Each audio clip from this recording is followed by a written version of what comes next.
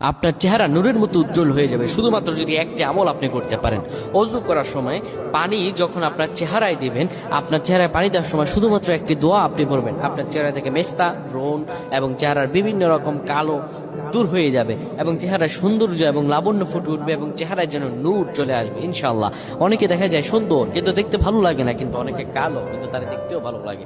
এটি হচ্ছে আল্লাহ তাআলার পক্ষ থেকে একটি রহম। চেহারা সৌন্দর্য বৃদ্ধি পাওয়া আল্লাহ তাআলা দোয়া কবুল করার মাধ্যম, চেহারা সৌন্দর্য বৃদ্ধি পাওয়া গুনাহ মাফ হয়েছে এটার মাধ্যম।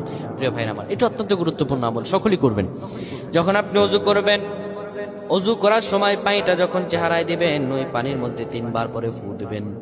আল্লাহু নূরুস সামাওয়াতি ওয়াল আরদ আল্লাহুম্মা ইগফিরলি, আল্লাহু নূরুস সামাওয়াতি ওয়াল আরদ আল্লাহুম্মা ইগফিরলি।